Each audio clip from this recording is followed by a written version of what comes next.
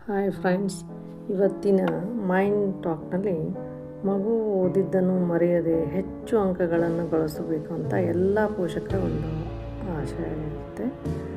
ಮಕ್ಕಳು ಓದಿದ್ದನ್ನು ಯಾಕೆ ಮರೀತಾರೆ, ಅಥವಾ ಮಕ್ಕಳು ಓದಿದ್ದನ್ನು ನೆನಪಿಟ್ಟುಕೊಂಡು ಪರೀಕ್ಷೆಯಲ್ಲಿ ಚೆನ್ನಾಗಿ ಬರೆದು ಹೆಚ್ಚು ಅಂಕಗಳನ್ನು ಗಳಿಸ್ತಾರೆ. ಇದರಿಂದ ಖಂಡಿತ ಬಂದೇ ಬರುತ್ತೆ ಹೆಚ್ಚು ಅಂಕಗಳು ಎಂದು ಎಲ್ಲರಿಗೂ ತಿಳಿದ ವಿಷಯ.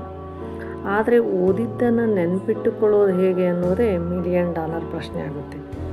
ಅದೇನು ಅಂಥ ಕಷ್ಟದ ಕೆಲಸವೇನಲ್ಲ. ಏಕೆಂದರೆ ಯಾವತ್ತೂ ನೋಡಿದ ಅಂದರೆ ಯಾವಾಗೋ ತುಂಬ ವರ್ಷಗಳಿಂದ ಹಳೆಯದಾದರೂ ನಾವು ಯಾವುದಾದ್ರೂ ಫಿಲ್ಮ್ನನ್ನು ನೋಡಿದಾಗ, ಅಥವಾ ಆ ಸಿನಿಮಾದ ಹಾಡಾಗಿರಲಿ, ಅಥವಾ ಅದರಲ್ಲಿ ಹೀರೋಯಿನ್ ಹಾಕಿದ ಬಟ್ಟೆ ಆಗಿರಲಿ, ಆ ಒಂದು ಯಾವುದಾದ್ರೂ ಹಾಡಿನ ಒಂದು ಮ್ಯೂಸಿಕ್ಕನ್ನು ಕೇಳಿದ ತಕ್ಷಣ ಅದು ಯಾವ ಹಾಡಿದಂತ ಹೇಳುವುದಾಗಲಿ ನಮಗೆ ತಕ್ಷಣ ನೆನಪಿಗೆ ಬರುತ್ತೆ. ಆದರೆ ಪಠ್ಯಪುಸ್ತಕಗಳ ವಿಷಯವನ್ನು ಮಾತ್ರ ನೆನಪಿಟ್ಟುಕೊಳ್ಳೋದು ಕಷ್ಟ ಆಗುತ್ತೆ. ಸೊ ಅದು ಯಾಕೆ ಈ ನೆನಪಿನ ಈ ಪ್ರಕ್ರಿಯೆಗಳು ಹೇಗೆ ಅನ್ನೋದನ್ನು ಮೊದಲು ಅರ್ಥ ಮಾಡ್ಕೊಳ್ಳೋಣ.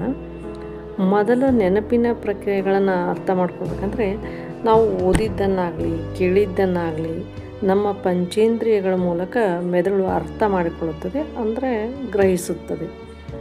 ಕಣ್ಣು, ಕಿವಿ, ಸ್ಪರ್ಶದ ಮೂಲಕ ಆಗಿರ್ಬೋದು. ಎರಡನೇದಾಗಿ, ಗ್ರಹಿಸಿದ್ದ ಮಾಹಿತಿಯನ್ನು ಕ್ರಮಬದ್ಧವಾಗಿ ಮೆದುಳಿನ ನರಕೋಶಗಳಲ್ಲಿ ಮುದ್ರಣವಾಗುತ್ತೆ. ಅಂದರೆ ಒಂದು ಯಾವ ರೀತಿಯಲ್ಲಿ ಒಂದು ಕಂಪ್ಯೂಟ್ರಲ್ಲಿ ನಾವೇನಾದರೂ ಟೈಪ್ ಮಾಡಿದಾಗ ಒಂದು ಅನುಕ್ರಮವಾಗಿ ಮುದ್ರಣವಾಗುತ್ತೆ, ಅದೇ ರೀತಿ ಮೆದುಳಿನಲ್ಲಿರುವ ಅಸಿಟಿಲಿನ್ ಕೋಲಿನ್ ಎನ್ನುವ ನರವಾಹಕ ಮುದ್ರಣವಾಗಲು ಸಹಾಯ ಮಾಡುತ್ತದೆ. ಅಂದರೆ ಅಲ್ಲಿ ಪ್ರಿಂಟ್ ಮಾಡುತ್ತೆ ಅಂತ ಹೇಳ್ಬೋದು. ಇದು ಸರಿಯಾಗಿ ಮುದ್ರಣವಾದರೆ, ಅಂದರೆ ಈ ಅಸಿಟಿಲಿನ್ ಕೋಲಿನ್ ಅನ್ನುವ ನರವಾಹಕ ಸರಿಯಾಗಿ ಕಾರ್ಯನಿರ್ವಹಿಸಿದಾಗ ನಮಗೆ ಬೇಕಾದಾಗ, ನಮಗೆ ಅವಶ್ಯಕವಾಗಿ ಇರುವಂಥ ಮಾಹಿತಿಯನ್ನು ನಮಗೆ ಬೇಕೆನಿಸಿದಾಗ ನಮಗೆ ಅದನ್ನು ನೆನಪು ಮಾಡಿಕೊಳ್ಳೋಕ್ಕೆ ಪ್ರಯತ್ನ ಮಾಡಿದಾಗ ನಮಗೆ ಅದು ನೆನಪಿಗೆ ಬರಬೇಕು, ಸ್ಮರಣೆಗೆ ಬರಬೇಕು. ಸೊ ಇದರಲ್ಲಿ ಒಂದು ವ್ಯತ್ಯಯವಾದಾಗ ಮಕ್ಕಳೇ ಅಲ್ಲಾಗಲಿ ಅಥವಾ ದೊಡ್ಡವರಾಗಲಿ ಕೆಲವೊಂದು ಸಾರಿ ಏನಾದರೂ ವಸ್ತುಗಳನ್ನು ಇಟ್ಟರು ಮರೆತು ಹೋಗ್ತೀವಿ. ಈಗ ಬೇಸಿಕಲಿ ಇಂಪಾರ್ಟೆಂಟಾಗಿ ಅವಶ್ಯಕವಾಗಿರೋದಂದರೆ ಮಕ್ಕಳು ಓದಿದ್ದನ್ನು ಯಾಕೆ ಮರೀತಾರೆ ಅಂತ ಇದರಲ್ಲಿ ಈಗ ನಾವು ಹೆಚ್ಚಾಗಿ ಅದ್ರ ಬಗ್ಗೆ ಡಿಸ್ಕಷನ್ ಮಾಡೋಣ. ಸ್ಮರಣೆಗೆ ಬರದೇ ಇದ್ದಾಗ ಪರೀಕ್ಷೆಯಲ್ಲಿ ಅವರಿಗೆ ಕಡಿಮೆ ಅಂಕಗಳು ಬರುತ್ತೆ. ಅಂದರೆ ಮಕ್ಕಳು ತುಂಬ ಪ್ರಯತ್ನಪಟ್ಟು ಓದಿರ್ತಾರೆ ಕೂಡ, ಸಾಕಷ್ಟು ಪ್ರಯತ್ನವನ್ನು ಹಾಕಿದಾಗೂ ಕೂಡ ಅವರು ಅಷ್ಟು ಪ್ರಯತ್ನಕ್ಕೆ ತಕ್ಕಂಥ ಒಂದು ಪ್ರತಿಫಲ ಸಿಗೋದಿಲ್ಲ. ಯಾಕೆ ಸಿಗೋದಿಲ್ಲ ಅಂದರೆ, ಅವರಿಗೆ ಅದು ಸ್ಮರಣೆಗೆ ಬರೋದಿಲ್ಲ.